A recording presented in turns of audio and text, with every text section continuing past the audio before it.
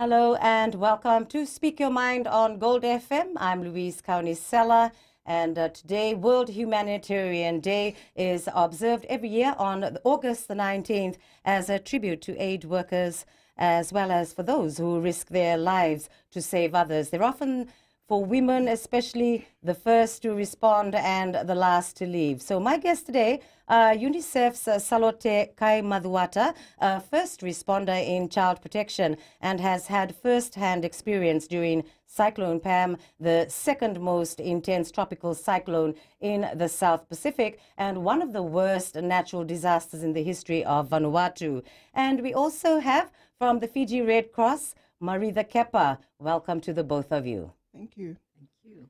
Well, we'll start off with what is the significance of World Humanitarian Day? Louise, the significance of World Humanitarian Day is to commemorate and celebrate the lives of those who lost their lives, responding to support communities that were badly affected during emergency and disasters globally. Yes. All right. So how is World Humanitarian Day commemorated in the Pacific? Well, for 2019, this year, the theme is about women as first responders. And in the Pacific, it is recognizing, acknowledging that women are not only just victims, but they're also first women responders during crisis. And it's also about gender not just being a tick box, but gender accountability to ensuring women and children are supported during disaster and emergency. Okay, so before we move on with further questions, we need just for the benefit of our listener, what is a first responder? Would you like maybe our friend Maritha Kepa, would you like to answer that for us? Naka Luis, first responder for me from the Red Cross, first responder is when you are out there in the field responding as the first people to be in the field. Okay, so after after a disaster. Yes. Yes. Okay, thank you very much. And maybe you might like to explain the role of a first responder. Yes, Luis, for us at the Fiji Red Cross, we are known as the first responders because during a disaster, while the government is sitting and planning and doing all our role as first responders, we are already out there in the field. That's why with us at the society, we have our pre-position containers everywhere, all over the Fiji. And we don't wait. The first thing we do as soon as a disaster happens and it's safe for us to go out, that's it. We are out in the field and to do assessment and same time respond. So that is what we do as a first responders. Vinaka Maritha, and who qualifies as a first responder? All, I should say all, like, for the society, it's all, the staff and volunteers. All right, yes, so everyone work together. Okay, great. So you work in a health emergency, right? Yes. So when did you become work in this field, rather? I started with the society in 2009. I've been 10 years now working in the Fiji Red Cross as a responder, as a health and care, health and emergency responder. I see. So you've probably been gone through quite a few cyclones in Fiji?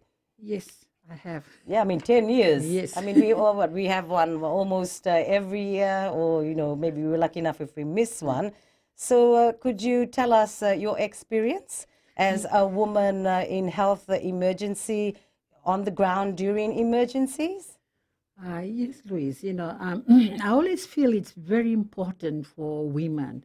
It's challenging, but it is very important. It reminds me of this motivator speaker, Mark Coogan. He talks about the women and man's brain, how they function separately and differently. And he holds seminars all over the world, and he talks about the secret code of a successful marriage. That's what he focuses on that. Yeah. But it always reminds me during a disaster the importance of the secret code of a success especially in responding, is actually a woman, from the woman's perspective. Right. Okay, but we'll be back shortly on Speak Your Mind, Gold FM, only the classic hits.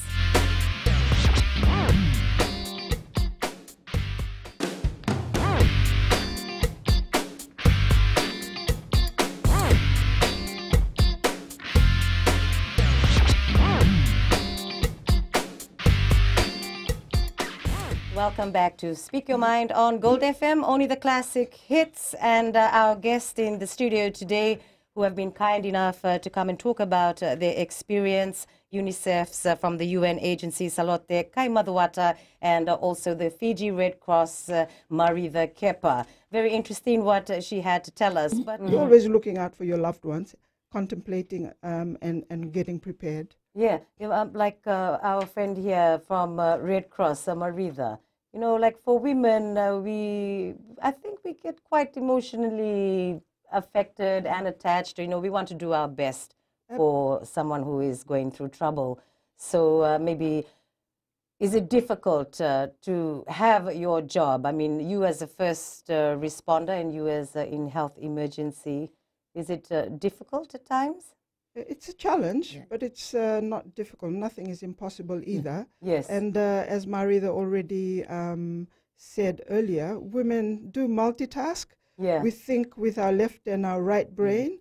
So men think logically, so women can really respond at multi-levels because that's just the way we're wired. So during emergency, women responders are a great compliment to men and the support that is given, because they will look at the hardware, water, safety, protection of property, but women look at the soft skills in the terms of health needs, shelter and food. Yeah.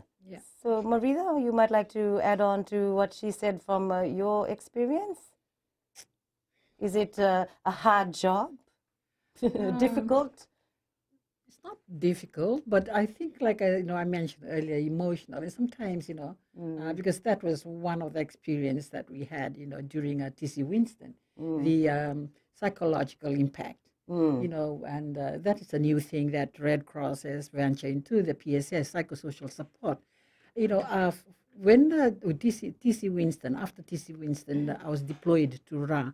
And we have our branch over there. We got 2 branches there, Nalawa and Rakiraki branch. But there was no volunteers at all. I was actually told, take a team. But I couldn't even take a team. There was not enough volunteers because the volunteers were affected. So I went down with just a team of 2.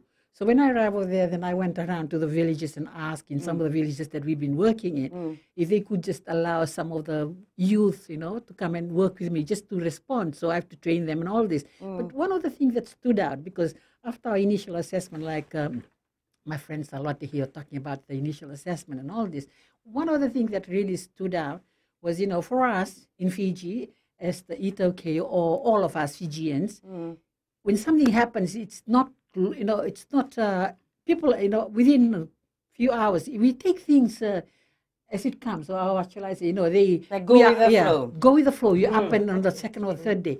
But it was after 3 weeks, people were still sitting and, there was a sense of hopelessness. So when I was called back to the office, they had all the class, the team, they're all waiting. And they asked me, the first thing they asked me, they said, Maritha, what do you need? I said, I need PSS. Please, I need a training quickly so we can have the volunteers to go out there. Because I could sense there was no... helplessness, yeah, like it you was said. that sense of so hope, they needed someone like you to, give them that hope of, getting up and moving. And that's something, with us, we don't talk about those kind of things, eh? Yeah, oh, that's really nice to know. I mean, it's quite amazing, but we have actually run out of time again on Speak Your Mind. This is Gold FM, your only classic hit station in the country.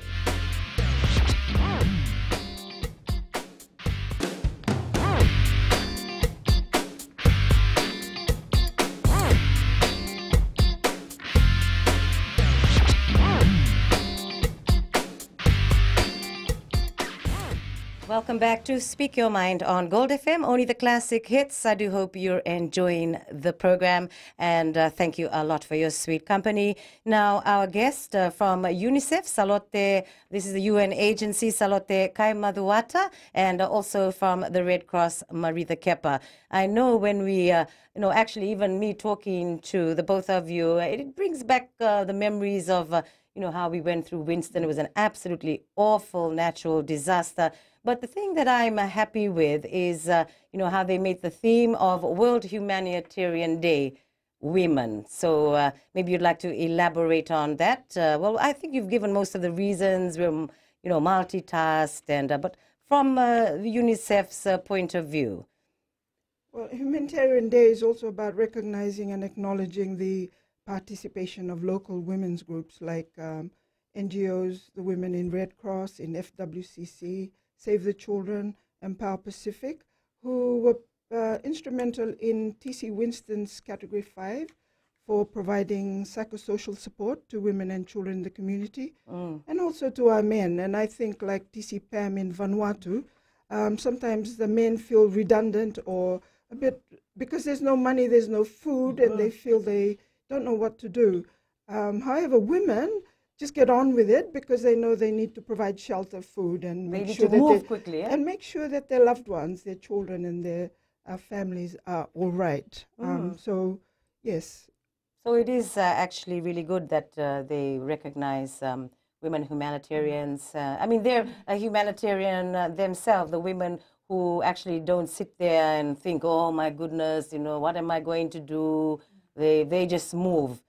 We can't worry too much about ourselves, but we need to make sure that our family, children, and our community will be okay and are okay. Yes, exactly.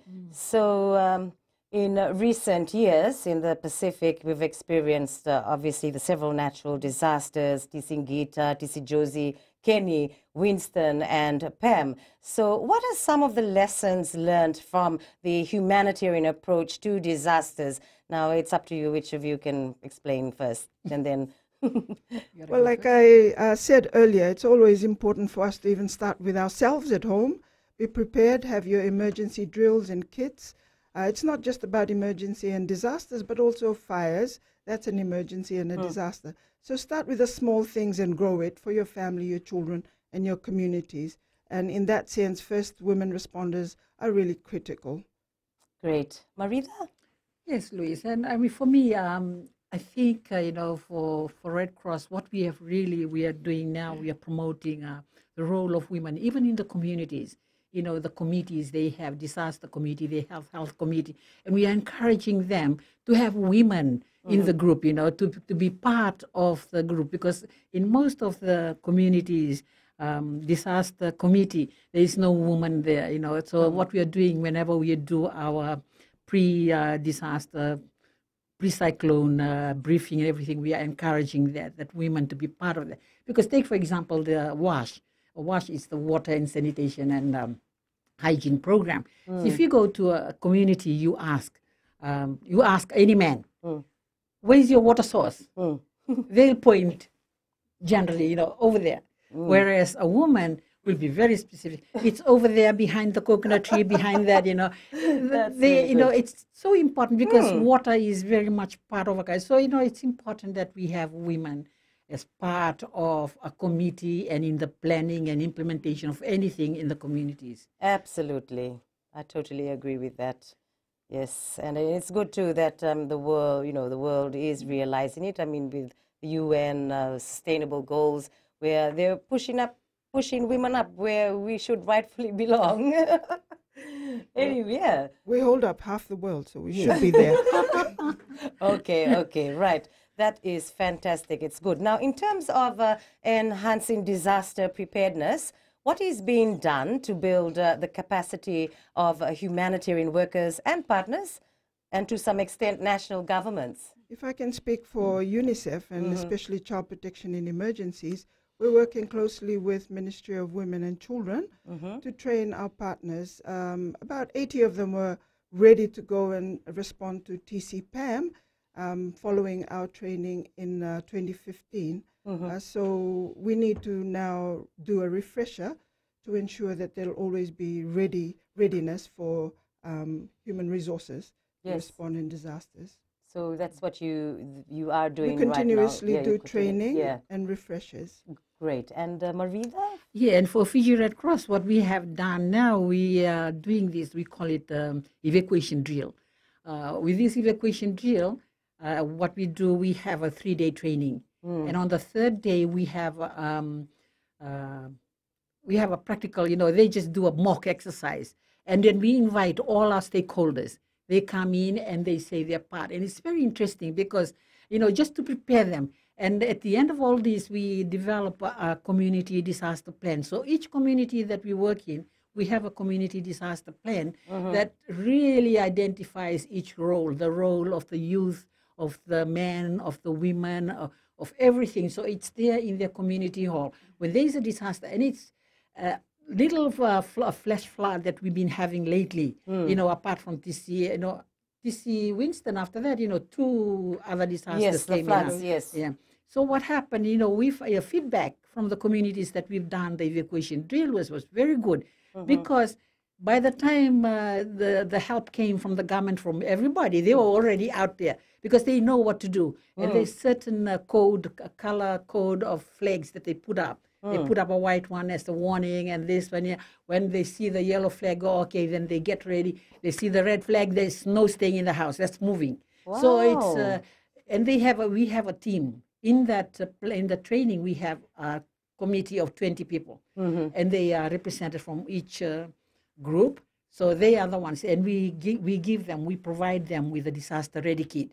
So as soon as a disaster comes, when the warning is still going, they are out there with their whistle, their coat, and their everything out there to warn everybody and get everybody, even including the safety of the animals. But we always stress the importance of the safety of women and children, especially when they are in the evacuation center. And that's all in their plan too. It's quite big. It's like a big drop. That's really good. So that's in like in their community hall, yes? Can I just say for UNICEF, we have a preposition school in a box kit, recreation kits for young people, and also tents, especially for schools if they're affected. But it's also sometimes used for other health responses. So we work in collaboration with NGOs and with other UN organizations like UNDP, UNFPA, and UN Women, especially for the protection cluster response. Yeah, I mean, goodness me, preparedness is always the best way, and I'm sure we learned a big lesson from Cyclone Winston, and I mean, it's good to be organized. So maybe you can give an example, Marida, the kind of training, like, you were saying the flags. I mean, I know it might be a bit long, but maybe just a small example. For the evacuation training? For like when you train them to be alert when a natural disaster does eventuate, whether it's a flood or... Yeah, like in the 2 days that they have, it's all theory, and we teach them when to put the red flag, when to put the yellow flag. Okay, so you have different flags. Oh. Yes, different color. And when you leave this, there's a postage in their villages. Eh? Oh. And and I'm thankful to my friend Yasalati because one of the things that we Red Cross is thankful about is the dignity kit that always help our women and children. That's the dignity kit that comes from the UN. Eh? Oh. They always supply our society with that. And we have now, because that was their initiative, that was their baby. And from that time, Red Cross has actually go out of our way now to buy that and get them in stock, when the disaster comes in. Yeah.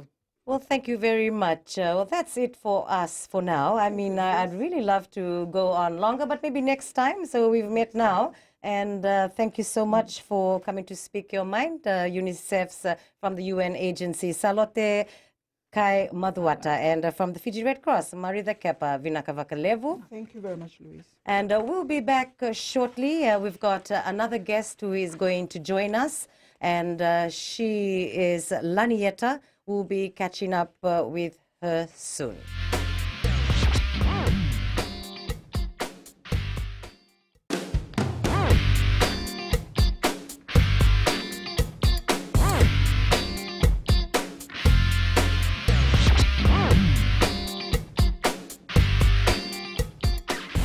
On Speak Your Mind, Gold FM, only the classic hits. Thank you a lot for your company. And we have our next guest from an organization which is tied up also to World Humanitarian Day.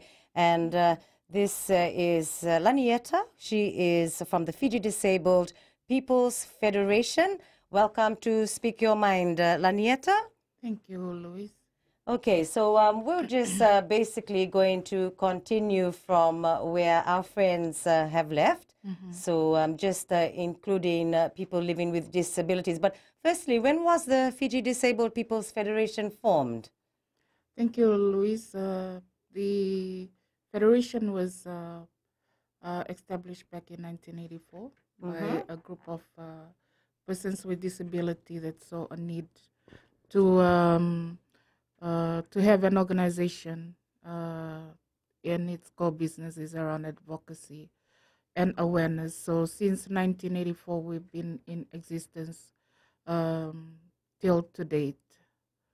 And we have its umbrella organization with 4 affiliated organizations.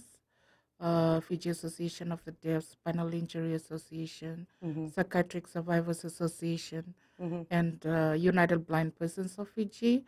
And we also have, for now, we have 18 community-based branches that at the community level at the 4 divisions. Thank you, Lanieta. Now, November 1st marks the start of the cyclone season in Fiji. And I need to ask you for disability. Now, when do we expect to get proper and final data of persons living with disability? Of course, this is needed to help find them and be able to provide them with needs such as food, assisting devices, wheelchairs, etc., to name a few. So in terms of the preparedness cycle, it is the same with the rest of the organizations or members of the public when we prepare for cyclone season and other disasters that might come our way. It's not different from the rest. However, our needs would be different, and also the challenges would be also different compared to the different impairments that we have. Yes. And the support need that is needed, as for me as a woman with visual impairment, compared to a woman who has a psychosocial disability or deaf woman or intellectual disability. So our organization ensures that people with disabilities are able to receive the needed support that they need. And we also work around humanitarian disasters and climate change as an organization, and also with our affiliated organizations and our focal points on the ground. Right. And we see there is a great need for people with disabilities also to be informed and be aware of what they need to do during peace times and also during disasters. Yes. Yeah. Okay. So what about data? Do you exactly know how many people are living with disabilities around Fiji? Yes, we are thankful at the national level. From the 2017 census, estimate there is, from the total population, we have 13.7% deemed to be having a disability, which is 113,595 people with disabilities in Fiji. Oh. So that's in the 2017 population census. Okay. At the organizational level, we also collect data for persons with disabilities. And with our different organizations and also our branches at the community level. And we see this, and also with our disability unit within our line ministry, which is the Ministry of Women, Children and Poverty Alleviation. But when we look at that as and then looked at the census data, we could see that disaggregated data is very important to ensure that the support need is rendered to people with disability during any disasters or climate change action. Yes. So what are some of the problems that a person living with a disability when a natural disaster happens? Thank you, Louise. FTPF and its affiliates, and also at the branch level, we also responded during TC Winston.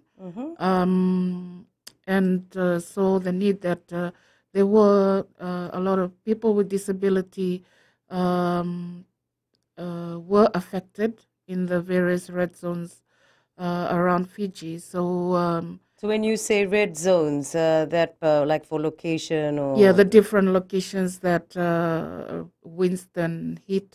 Okay. Yeah, and so we were able to conduct a rapid assessment together with the Pacific Disability Forum, where we were able to collect data on persons with disability that were affected, and also the different challenges that they faced during Winston. That's good. And they are, accessing evacuation centers. Most of our evacuation centers are not accessible. Oh, so 25% of people with disability were able to access the evacuation centers, but the others weren't able to due to inaccessibility of the physical environment, the evacuation centers. Some of people with disability lived quite far from the evacuation centers, and transportation was a problem. Also, the privacy of women with disability in evacuation centers. That was it was a no-no for women with disability, because they won't feel safe because it was an open environment, and women with disability who use medical consumables, etc., they don't feel safe in that environment. True. And also the problem around psychosocial support needed for people with disability, because a person or woman with psychosocial disability, for example, when they are faced, they are already traumatized, and when Winston hit, they were more traumatized to the situation, and to have specialized, psychosocial support experts to ensure that people with disability are taken care of. Taken care of. Okay, we'll be back shortly on Speak Your Mind, and do hope you are enjoying the program on Gold FM.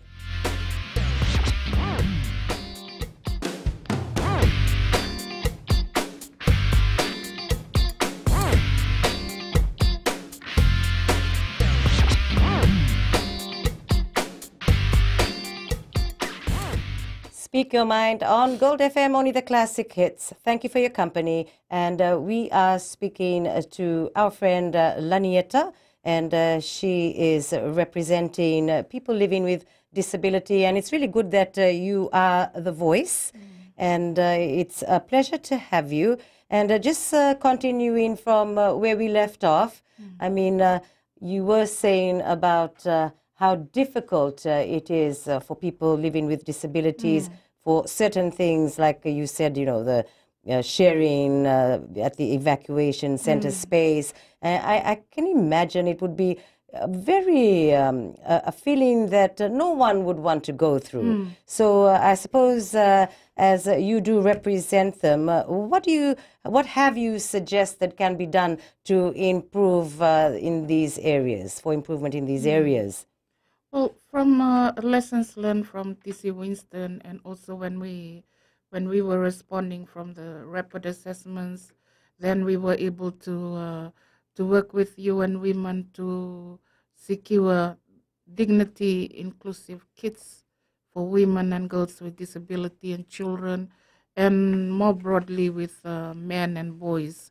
So through that response, because the initial response when it goes out to communities, it's about food, water, and shelter, the basic needs, but not looking at the needs of people with disabilities on the ground. So that was also a challenge that we faced in Winston, the lack of data, national data for people with disabilities, so that their needs are able to be met. So they're having their mobility devices, assistive devices, those who have lost their tablets, even blankets, the dignity kits for women, their medical consumables, and other needs that we were able to respond and also learn from the ground what are the real challenges that they face.